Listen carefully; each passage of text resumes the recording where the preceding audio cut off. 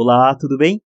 Então, continuando a nossa série de vídeos sobre o Seminário 1, vamos agora conversar sobre o segundo capítulo, que tem por título As Primeiras Intervenções sobre a Questão da Resistência.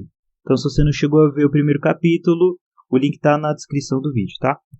Então, assim, vamos ter em mente, então, que o que vai englobar essa primeira parte, né, esses capítulos dessa primeira parte, é justamente a resistência, né? Tanto que o nome dessa primeira parte é o momento da resistência, né? Então, tendo isso em mente, a primeira questão que é apresentada nesse segundo capítulo diz respeito ao desenvolvimento da teoria psicanalítica por Freud, né?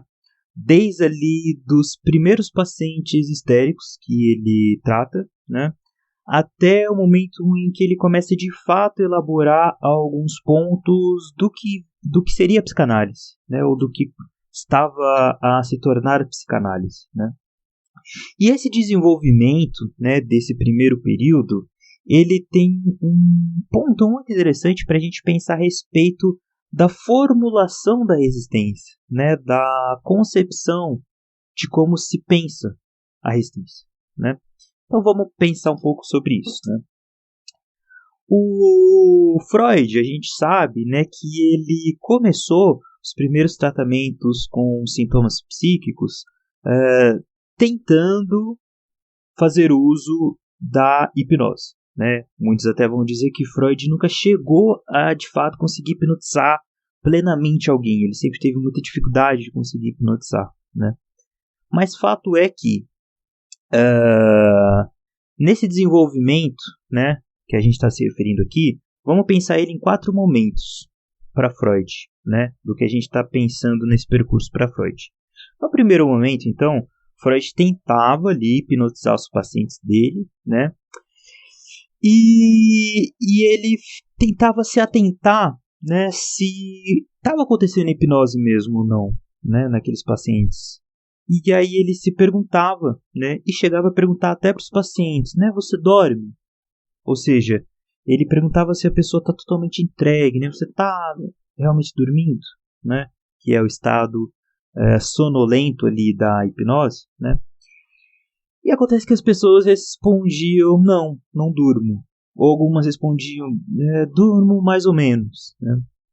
Isso frustrava muito Freud, porque ele via que não conseguia colocar em ato totalmente a hipnose, né? E aí ele vai então para um segundo momento da prática dele, né, desse percurso dele, que é o momento em que ele começa a pressionar a cabeça dos pacientes dele, né, enquanto ele pratica ali esse processo de hipnose, né? Então ele vai pressionando a cabeça e começando a fazer algumas sugestões para essas pessoas à medida que ele vai pressionando a cabeça delas, né? E aí, nesse segundo momento, ele ainda se questionava se a hipnose estava acontecendo de maneira plena ou não, né? E ele tentava sondar isso ali com os pacientes dele, e ele percebia que ainda não estava de maneira total, né? De maneira em que a hipnose acontecia de maneira efetiva, né? Mas aí acontece uma coisa interessante, né? Percebendo isso, que não acontecia dessa maneira ideal, ele meio que abre mão de que esse processo hipnótico aconteça dessa maneira, e ele segue o tratamento ainda assim de maneira um tanto despreocupada, né? Então, nesse terceiro momento, ele continua tentando fazer uso da hipnose, ele continua usando essa técnica paralela secundária, né, de pressionar a cabeça dos pacientes, só que sem se preocupar tanto se a hipnose estava acontecendo ou não. Então, nesse terceiro momento, ele fazia um processo, digamos, que era meio hipnose, né, e meio um diálogo sugestivo, né, onde ele ia fazendo uma sugestão para o paciente, né, onde ele ia questionando, foi essa data que aconteceu o evento traumático? Ia pressionando a cabeça. Foi essa data, até que em alguma das respostas, dependendo como o paciente reagia, ele tomava aquilo como uma verdade, né? Então, esse terceiro momento é um momento de meio que de diálogo com o paciente, um diálogo sugestivo, não um diálogo livre, né, mas um diálogo sugestivo, ainda com o processo meio hipnótico, né, nesse terceiro momento. É interessante a gente observar nesse momento por quê, né? Vamos fazer um link com a questão principal, resistência, né, resistência do paciente. É interessante que o Freud ele mantém uma postura desde o início das primeiras tentativas dele terapêuticas ali.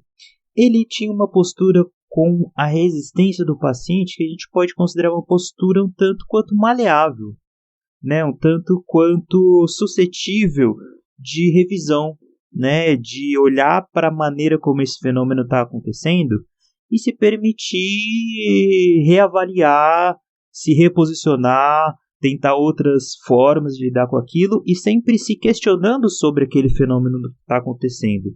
Ou seja, não era uma postura rígida, né? Não era uma postura que não se permitia a transformação, não. Freud, desde o começo, tinha essa postura bem maleável, né? E desse terceiro momento, então, né, a gente vai para o quarto momento, né, que é quando o Freud começa, de fato, fazer a cura pela fala, né, com a paciente Ana O.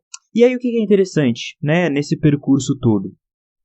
Que provavelmente, né, a descoberta da resistência, né, de o que se trata a resistência, né, o que é isso que o paciente resiste, como que se faz com isso, e toda a teoria, né, todas as questões que vêm em decorrência disso, provavelmente só foram possíveis por causa dessa postura do Freud, né, de permitir que a relação dele com o paciente fosse passível aí de reformulações, né, indo de um primeiro momento para um segundo, de um segundo para o terceiro, de um terceiro para o quarto, até chegar no momento da cura pela fala, né, em que acontece de fato um diálogo, né, e aí nesse último momento a resistência ela já tinha sido objeto de Freud de várias perspectivas diferentes, né? E aí vamos pensar um pouco mais sobre um caráter desse processo da hipnose, porque algo nele nos interessa muito aqui na nossa discussão. É o seguinte, vamos pensar o seguinte, né? Vamos pensar nessa pergunta que o Freud faz para o paciente, né? Você dorme, né? É uma pergunta muito interessante, né? Porque se a gente imagina aí esse processo de hipnose, né, acontecendo e você questionando para a pessoa, você dorme? Seria muito equivalente da gente perguntar, ou seria muito análogo, né, muito próximo ali da gente perguntar para a pessoa, você está entregue? Né? Você está totalmente entregue a esse processo que está acontecendo? E aí, essa pergunta, você está entregue, ela automaticamente nos faz lembrar do ponto que nos interessa, que é o quê? Perguntar para alguém se a pessoa está entregue é muito próximo, na verdade é a mesma coisa que perguntar se a pessoa está em um processo transferencial. Se a pessoa está entregue ao processo transferencial. O que é alguém entregue a um outro, se não o processo transferencial em jogo, né? A gente pode dizer que o se entregar para alguém é um tipo, é uma modalidade de transferência, né? E como a gente comentou no nosso último capítulo, né, resistência e transferência são dois termos que estão ali lado a lado, né? E vamos pensar isso dentro ali dos meandros da hipnose, porque isso amplia muito a questão que está em jogo aqui, né? Porque vamos pensar o seguinte, né? Para a hipnose acontecer, né, a gente pode até ver vídeos de hipnólogos na internet, no YouTube, falando a respeito desse processo, como que acontece, né, contando algumas curiosidades sobre. É muito fácil achar esse tipo de vídeo, né, em que eles nos contam que antes do processo de hipnotizar em si a pessoa, né, antes desse ato em si começar, existe um processo pré-introdutório, digamos assim, né, uma preparação para a hipnose acontecer. E essa preparação ela é muito interessante porque, primeiro, o que eles nos dizem? Que a hipnose só acontece de maneira ideal, de maneira plena, de maneira total, só acontece bem, né? A pessoa só consegue ser hipnotizada se ela confia plenamente, totalmente no hipnólogo, na pessoa do hipnólogo, né? A gente percebe que nesse processo de preparação, né, a pessoa hipnotizada ela tem que estar em um processo de relaxamento total, de relaxamento absoluto, né? Ou seja, ela tem que estar totalmente entregue a essa pessoa que está ali para hipnotizá-la, né? O hipnotizado, geralmente, ele tem muitas dúvidas, assim, ele tem muitas questões, muitas preocupações, receios, né? Receios de não sair desse transe hipnótico, né? Enfim, é muito comum que a pessoa tenha muitas preocupações, né?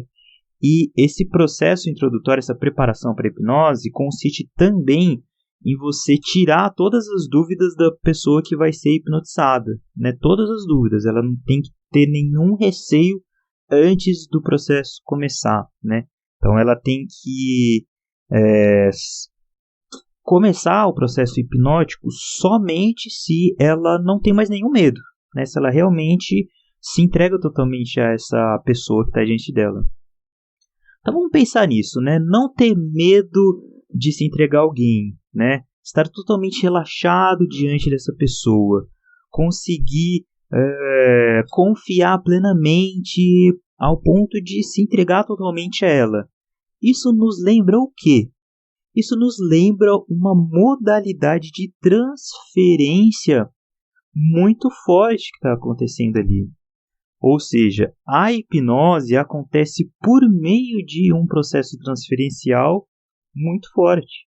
E aí aqui é interessante a gente abrir um parênteses, né, para a gente fazer algumas discussões a respeito disso, porque muitas críticas que são feitas a esse processo hipnótico como um processo terapêutico, porque, primeiro, muitas pessoas não são hipnotizáveis, né? Isso é discutido até entre os hipnólogos, né? Muitas pessoas não conseguem, com muitas pessoas não dá certo o processo, né?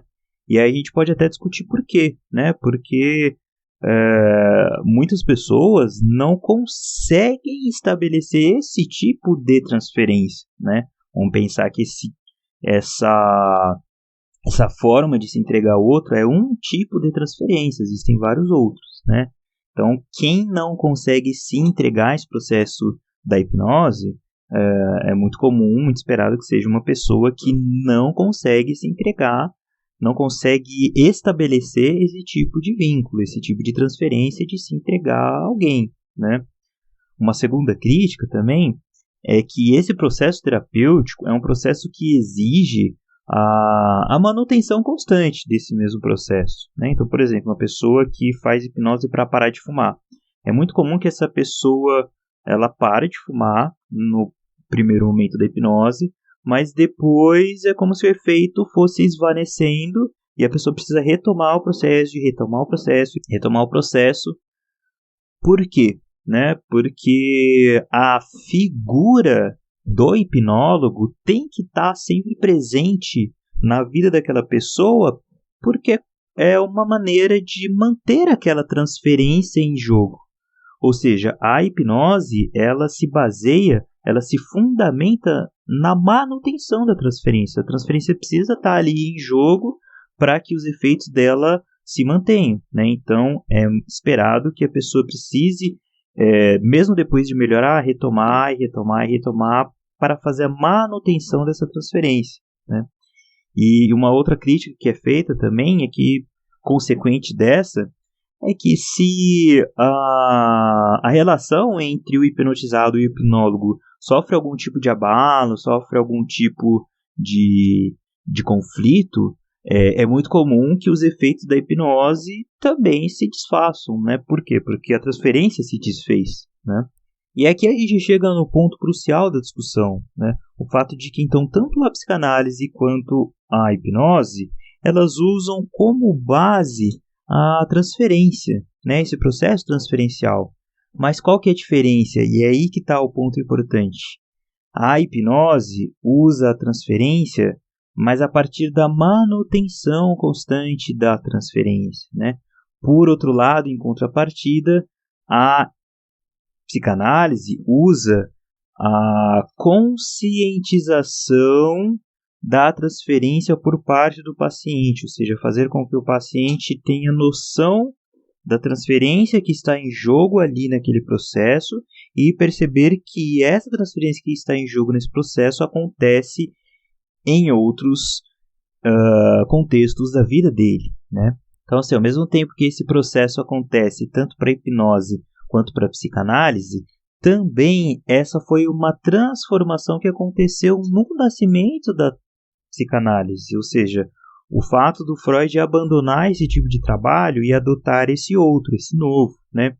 E o que está no centro dessa transformação, dessa mudança, se a gente for para pensar, é uma postura ética, né? Uma postura ética diante do paciente.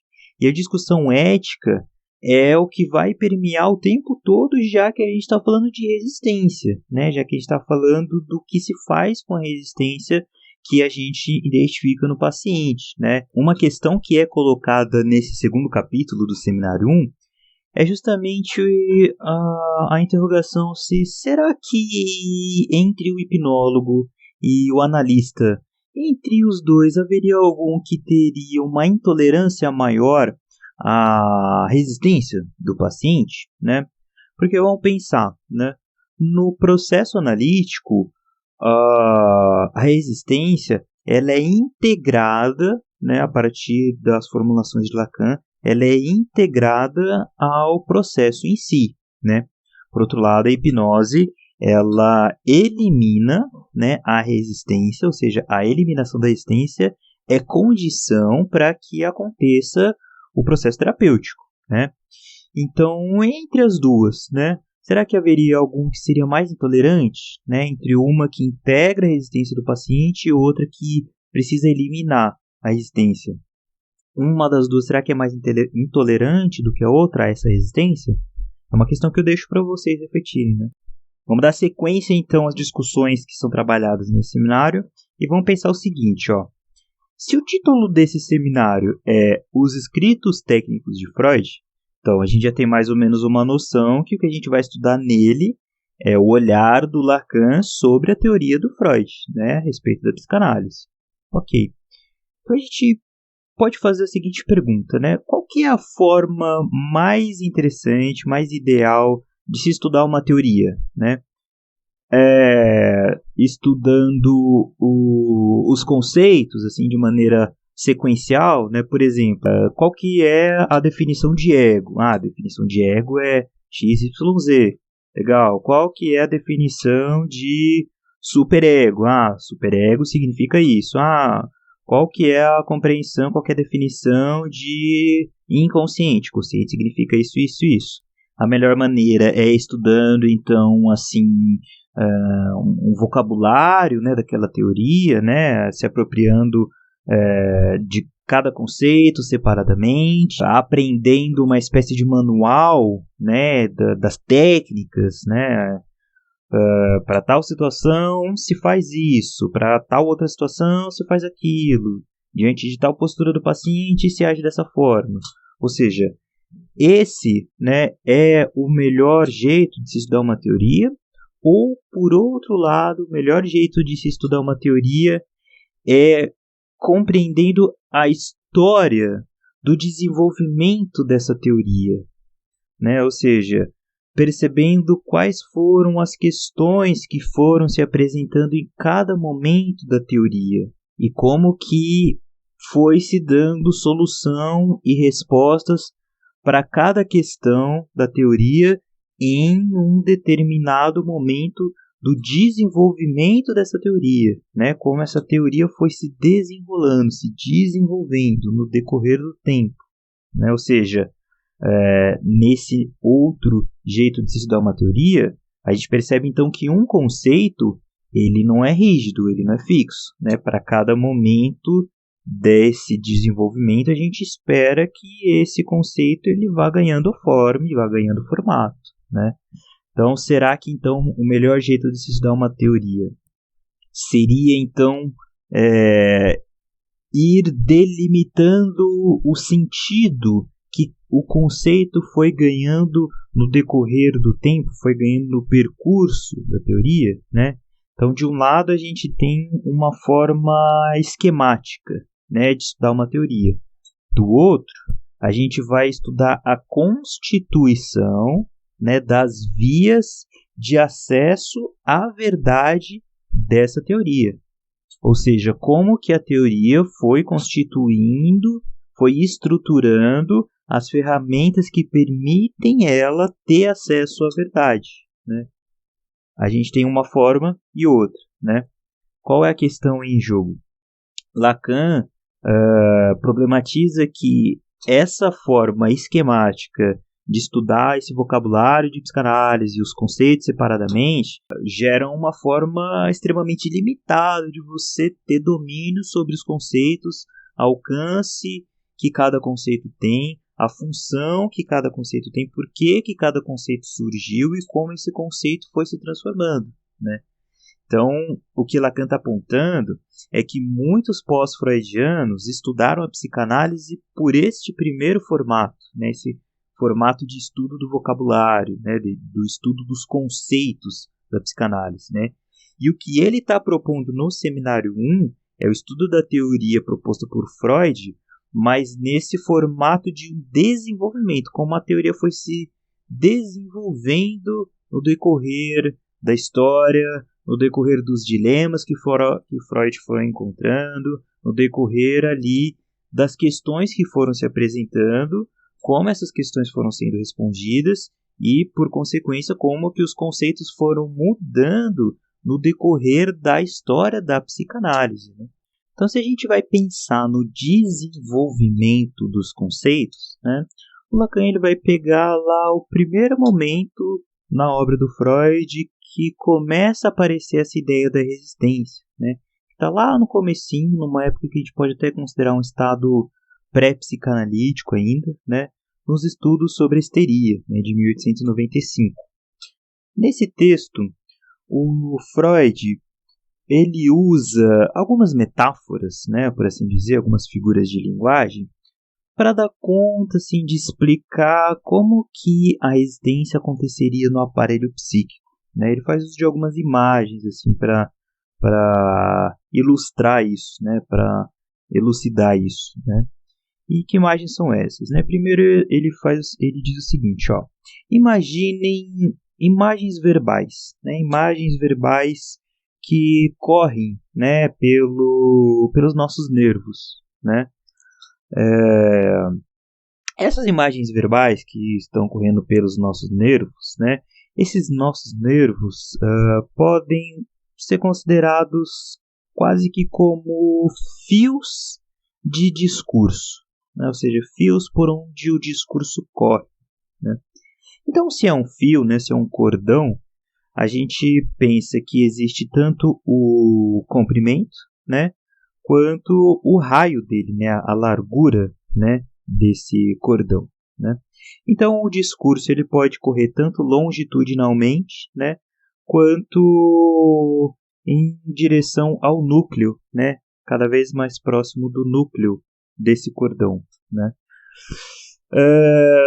E lá no núcleo desse cordão existe o núcleo patógeno, né, o núcleo traumático, por assim dizer. E lá nesse núcleo, né, nesse núcleo patógeno, a gente entende então que ele está sendo coberto por várias camadas, né, que vão constituir a grossura do cordão, tá? Então, quando um paciente fala ali em análise, né, ele pode estar apresentando tanto um discurso que corre longitudinalmente, ou seja, um discurso que mantém sempre a mesma distância do que está no centro da questão, do que está no centro do sintoma, da parte mais profunda do sintoma, né? Então ele fala, mas ele não se aproxima do núcleo patógeno, né? Por outro lado, ele pode ter um outro tipo de discurso que vai nessa direção do núcleo, né? Que vai nessa direção do centro desse cordão, né? esse outro tipo de discurso, que vai em direção ao centro, a gente percebe uma questão aí, né? Qual que é a questão? Quanto mais próximo o discurso está chegando do núcleo, mais resistência, cada vez mais resistência ele vai encontrando, né? Então, qual que é a questão em jogo aí para a gente pensar o que o Freud está tentando demonstrar para a gente, né? Se quanto menor a distância que a gente se encontra, né, desse núcleo patógeno, maior a resistência, ou seja, quanto mais próximo a gente vai chegando desse núcleo patógeno, mais resistência, cada vez mais resistência a gente vai encontrando. Então, qual que é o ponto aí?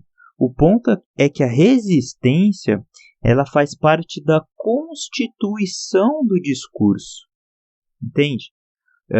O ato de falar, né, o ato de falar sobre aquilo que está no centro do sintoma, isso em si gera resistência, né? Então, na forma como o discurso se constitui, é que existe aí a propriedade da resistência, né? E o Lacan ele vai observar o seguinte: essa metáfora que o Freud cria é uma metáfora muito interessante, né? Muito interessante, né? Porém, tem um problema metodológico, um problema de fundamentação nessa metáfora, nessa ideia, né? Por quê?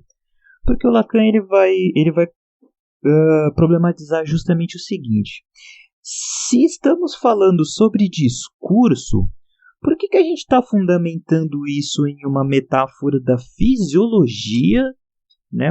Uma metáfora da anatomia do corpo, ao invés de fundamentar isso na linguística? Eis aí a questão. É uma ideia assim, muito interessante do Freud, mas está fundamentado no campo teórico errado, né? Se trata de discurso, então é a linguística que tem que fundamentar isso, e não a fisiologia, né? Não uma metáfora da fisiologia, né? E aí vamos só fazer um gancho com o que a gente conversou no último vídeo, porque lembrem-se que esse é o momento que o Lacan está estruturando e fundamentando aquilo que ele pensa a respeito do simbólico na linguística, né? Então, aos poucos a gente vai percebendo isso acontecendo, isso se desenrolando, né? Então, resumidamente, a constituição do discurso, a maneira como ele se estrutura, é que vai determinar a resistência, certo? Guardem essa ideia porque ela é importante e a gente vai retomar ela depois e entender a importância dela. Então, voltando àquela ideia de formas diferentes de se estudar uma teoria, né, e relembrando que, pela maneira como os pós-freudianos estudaram a teoria psicanalítica, eles cometeram alguns deslizes, alguns erros, vamos perceber que deslizes foram esses, né? Porque, assim, no começo da teoria psicanalítica, né, nesse mesmo texto, né, nos estudos sobre a histeria, além de trazer essas metáforas sobre a resistência e como ela funciona, o Freud ele também postulou ali a ideia de que a resistência ela está ligada ao ego, né? Ela acontece a partir do ego, né? E qual que é o ponto, né? Os pós-freudianos pegaram essa ideia e então relacionaram com uma outra ideia que vai vir lá na frente, né? Que é a do ego já a partir das três instâncias, né? O ego pensado ali em 1920, né? No 1923, né? No texto Eu e o Id, em que você tem então o ego, o superego e o isso, né? O eu, o id e o supereu, né? E aí eles relacionaram então esse ego, né, esse eu, a essa ideia de que é este eu que é responsável, né, pela resistência, que está ligado à resistência. E aí a maneira como eles acreditam que deve ser o manejo da resistência que o paciente apresenta é justamente o manejo da resistência que vem a partir do ego, né? Guardem isso, né? Então os pós-freudianos fazem essa a dinâmica, né, o manejo dessa resistência, pensando que ela vem do ego, certo? E aí, a maneira que eles lidavam com isso era vencendo essa resistência, né? Tentando vencer essa resistência que, para eles, segundo eles, vinha do ego, né? Então, ok, né? Então, tá bom. Então, se o Freud postulou essa ideia de que a resistência ela vem do ego, né? No comecinho da teoria, né? O Lacan ele coloca um ponto que foi ignorado pelos pós-freudianos, né? Qual que é o ponto? O ego que o Freud se referia nesse momento da teoria, né, em 1895, nos estudos sobre a teoria, esse ego não é o mesmo ego que o Freud vai trabalhar na teoria das três instâncias, né, do eu, supereu e o isso. Não é o mesmo ego, né? O ego que é apresentado no comecinho da teoria, ele tem um formato, ele tem uma constituição, ele tem uma função totalmente diferente do ego que vai ser pensado na teoria das três instâncias. E os pós-freudianos ignoraram essa diferença, né? Eles trabalharam o ego de um momento da teoria com o de outro como se fosse a mesma coisa, como se fosse uma continuação direta, quando não era, né? Então esse ego que era apresentado nos estudos sobre a histeria lá no comecinho, o Lacan ele mostra como ali ele tinha um caráter de uma massa de ideias, né? O que ele vai chamar de uma massa ideacional. E ele dá até um exemplo de como que isso acontece para exemplificar o que é essa massa de ideias, né? Ele exemplifica com a contratransferência, né? Ou seja, a atitude do analista que vai contra a transferência do analisando, que impede, que barra de alguma forma a transferência do analisando, né? Por exemplo, né, o que é que impede? A moral do analista, né? Os preconceitos do analista, as convicções do analista, tudo que o analista tem para si, que ele se apega, que impede a transferência de acontecer, né? Por exemplo, a gente pode pensar numa situação em que uma paciente ela começa a se apaixonar, né, pelo analista, um acontecimento que é normal no trâmite transferencial, né? E que o analista, por ele ter um preconceito com aquilo, por ele achar que aquilo não deve acontecer dessa forma, por ele ter uma resistência a isso e não saber o que fazer com isso, ou se sentir mal, ou seja, isso pode ter a ver com a moral, com a convicção, com os preconceitos do analista. O analista toma uma postura que impede essa transferência do analisando de ter livre curso, né?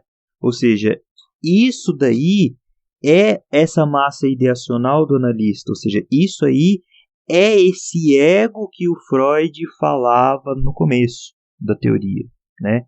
E o Lacan até pontua como esse primeiro ego, essa massa ideacional, gerou um monte de problemas aí para a teoria que até hoje ainda são um dilema a serem resolvidos.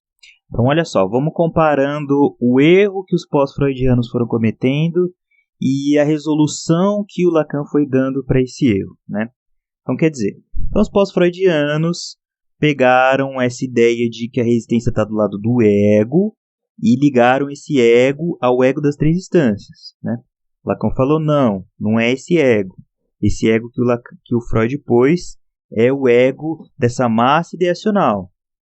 E aí os freudianos foram seguindo o pensamento dele. Então, se a resistência está do lado do ego, que é o ego das três instâncias, então o manejo que a gente tem que ter com essa resistência é pensando essa resistência como sendo da responsabilidade do ego. Ou seja, é uma resistência que vem a partir do ego. Lacan falou, não.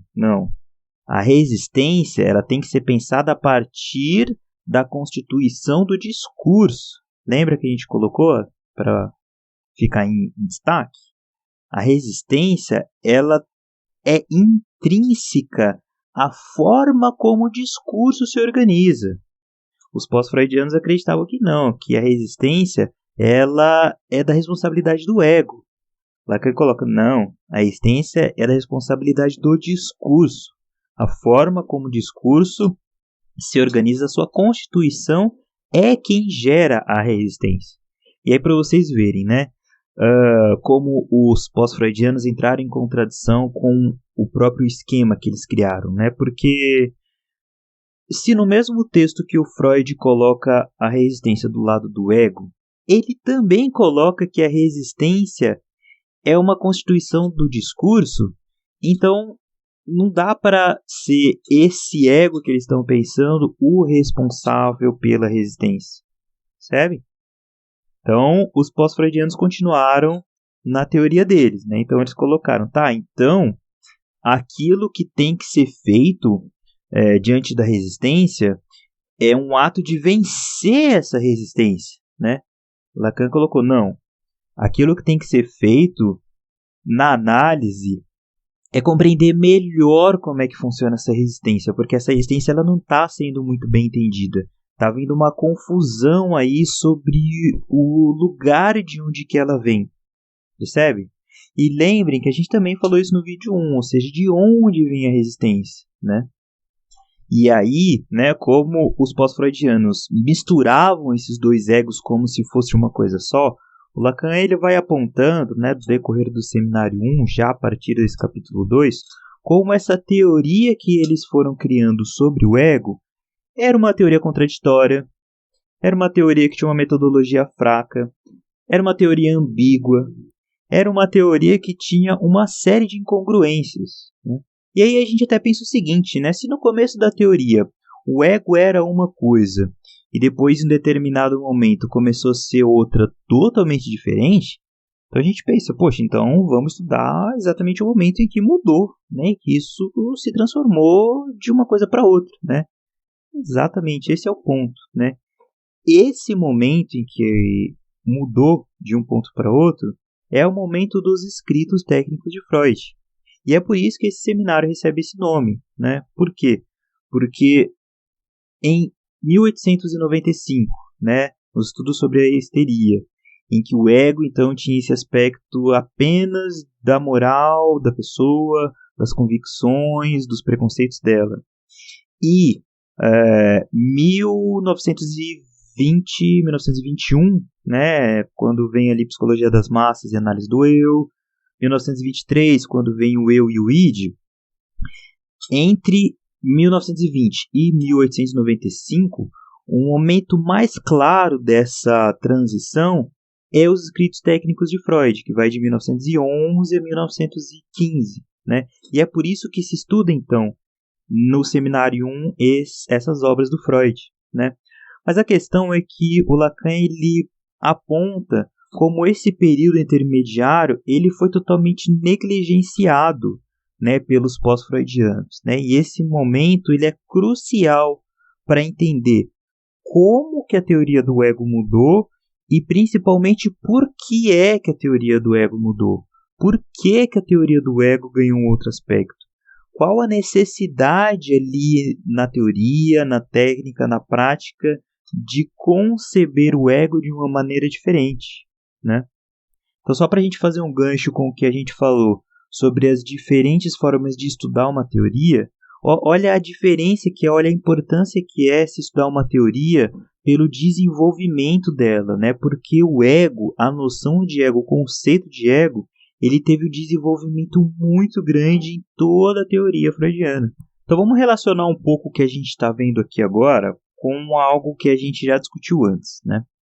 Então, se os pós-freudianos pegaram a teoria do ego e fizeram dela central na abordagem psicanalítica deles, a questão é que essa noção do ego se transformou muito durante o tempo e eles não se atentaram a isso, certo?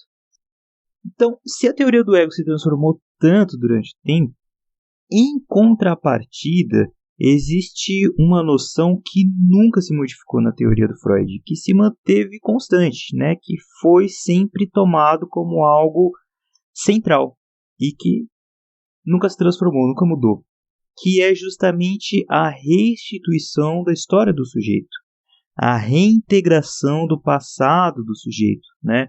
É a possibilidade de que o sujeito possa se implicar de maneira progressiva e de maneira cada vez melhor a sua própria história, né? Isso sim sempre foi central na teoria do Freud, né? E em contrapartida, os pós-freudianos tomaram então como central a noção do ego, que mudou tanto durante a teoria, né? Eles tomaram como central também a resistência, coisa que também se modificou muito durante o tempo, né? E eles negligenciaram um pouco também o papel dessa restituição da história do sujeito no processo psicanalítico, né? No que há de essencial no processo, né? Outra negligência também muito importante que os pós-freudianos cometeram é a seguinte, né? Uma coisa é a teoria psicanalítica, né? Outra coisa é a técnica psicanalítica, né? A análise em si, né? Por quê? Porque quando a gente pensa em teoria psicanalítica, a gente pensa sobre uma certa teoria sobre as ilusões, né? Uma teoria sobre as identificações. A gente pensa também um pouco a respeito de uma certa crítica, né? A uma dependência e a uma suplência, né? De figuras de autoridade na vida do sujeito. A gente pensa também numa certa relação com o inconsciente, né? Tudo isso compõe a teoria psicanalítica, né? Mas a questão é como que a gente trabalha isso em cada paciente, com cada paciente. Essa é a prática psicanalítica, né? Como você vai lidar com a transferência e com cada transferência, isso diz respeito à prática psicanalítica, né? Então, assim, o que leva a teoria psicanalítica à prática psicanalítica, a gente pode considerar que é uma ciência do particular, né? Isso pode soar até um pouco estranho, né? Porque quando se pensa em ciência, geralmente se pensa em leis universais, né? Leis que conseguem dizer sobre aquilo que é universal, que é geral, né? Mas a ideia da psicanálise é ser capaz de formular uma ciência que dê conta de explicar o singular, né? O particular, o individual, aquilo que faz alteridade, né? E aí qual que é a questão em jogo, né? O Freud trabalhou o tempo todo com essa ciência do particular, ele colocava isso em primeiro plano, né? E sabia que cada paciente era uma singularidade e deveria ser tratado na sua singularidade, né? E os pós-freudianos esqueceram desse fator e do alcance que tem esse fator, né? Porque aí, em cada caso que Freud ia trabalhando, existiam necessidades técnicas, né, para se dar conta daquele caso, e que os pós-freudianos iam tomando aquilo como leis, né, como imperativos, né? Então, assim, vamos pensar no seguinte, né? Se a ciência do particular ela precisa dar conta de cada caso e ela vai variar em cada caso, o que os pós-freudianos também negligenciaram é o tamanho dessa variabilidade, né? Porque se você começa a criar uma técnica que também se distancia muito da teoria psicanalítica ou daquilo que é a essência da teoria psicanalítica, isso também é um problema, isso também é uma questão, né? Então, o ponto aí é como se criar uma ciência fundamentada, né? Uma ciência do particular, sem que essa ciência se distancie de maneira demasiada à teoria em si, né? E isso foi algo que os pós-freudianos ignoraram quando eles leram a teoria do Freud e desconsideraram esse caráter de um trato com cada paciente, com cada alteridade, com cada singularidade que Freud estava lidando ali, né? E aí essa distância então sobre a teoria e a prática, né, é uma distância que o Lacan coloca em questão, né, coloca em discussão e como que a gente lida com essa distância, né? Então a gente percebe, né, que foi um erro um tanto grave, né, que foi cometido por eles, ao encarar a teoria psicanalítica quase que como se ela fosse assim, uma teoria que já estava pronta, né, que já veio, sei lá, que veio dos céus pronta, e o Freud só foi aplicando ela porque ela já estava acabada, né? Quando na verdade não, né? Na verdade a teoria psicanalítica que o Freud foi montando, ele estava ali no processo de fazer análise pela primeira vez, né? Era o processo inaugural, né? É, não à toa é disso que surge aquele jargão, né, tão falado, que a psicanálise é uma prática teorizada, né? Ou seja, o Freud, ele, à medida que ele ia praticando e as demandas ali iam surgindo, ele ia questionando aquilo e teorizando aquilo, né? E se a gente for parar para analisar, né, a maneira como era encarada era como de uma teoria aplicada, né? Ou seja, uma teoria que já está pronta, que só precisa ser aplicada, né? E encarar as coisas desse modo mata-se um pouco, né, o caráter vivo da psicanálise, né, o caráter potencial, né, o caráter de revisão, né, e de ampliação do que é psicanálise, né. Encara-se ela como algo sólido, cristalizado, que já está pronto e que não tem mais que se mexer nela, né. E para a gente concluir, né, aquilo que é uma dificuldade realmente para a gente aprender o sentido da análise, né, dificuldade essa que os pós-freudianos tropeçaram, uma última dificuldade, mas não menos importante, é a seguinte, né, a análise, então, a gente entende como um tipo de pesquisa, né, para conseguir se alcançar a verdade do sujeito, né. E o que a gente entende, então, por verdade do sujeito? Né? Vamos pensar em um exemplo. Né? Um paciente que traz, por exemplo, a queixa. Né? Nossa, eu não consigo me esquecer de uma surra que minha mãe me deu em uma festa de aniversário de uma prima minha. Isso até hoje me atormenta, até hoje isso me faz mal e eu sinto que isso tem um monte de consequências em mim e eu não consigo me esquecer dessa cena. Né? Essa é a fala do paciente. E digamos que o analista, né, ele... Vamos imaginar uma situação bem hipotética, assim, só para a gente ilustrar, né? Digamos que o analista um dia, então, ele vai investigar isso e ele, por exemplo, encontra as fitas de aniversário, né, que foram filmadas desse evento, né? E aí ele assiste as fitas todas e descobre que essa surra não aconteceu, né? Nunca houve essa surra nesse aniversário que esse paciente relata, né? E aí o analista pode falar, nossa, isso que o paciente está me dizendo não é uma verdade, né? Qual que é a questão em jogo, né? Não é dessa verdade que a gente está falando.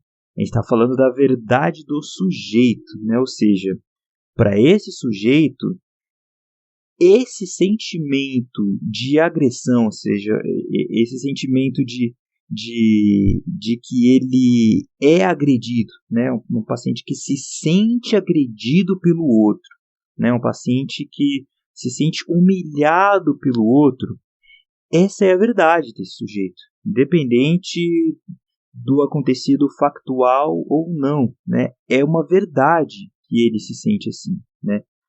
E a análise, ela trata, então, de lidar com essa verdade do sujeito, certo? Então, assim, a busca por essa verdade do sujeito, né, a localização e a estruturação e a relação dessa verdade do sujeito com outras questões, essa pesquisa é uma pesquisa que ela não é redutível a uma verdade objetiva, né? A uma pesquisa objetiva, né? E isso gera então uma série de dificuldades, né? Porque assim, se isso não é redutível, se isso não se reduz, né? Se isso não se restringe, não cabe a uma pesquisa objetiva, isso gera o problema que quanto menos objetivo é uma pesquisa, né, quanto menos objetivo é uma busca, maior vai ser a dificuldade para se apreender o sentido dessa busca, né, da essência dessa busca, né. Isso é uma dificuldade intrínseca à psicanálise, ao formato, à constituição da psicanálise, ao que é psicanálise. Mas os pós-freudianos negligenciaram ou tropeçaram, né, ou não souberam lidar com esse tipo de dificuldade e se atrapalharam nele, né? Dificuldade essa junto com todas as outras que a gente discutiu e viu aqui. Gente, então, com isso a gente conclui os pontos principais aí desse segundo capítulo, né? E nos vemos então no capítulo 3. Um abraço e até o próximo vídeo.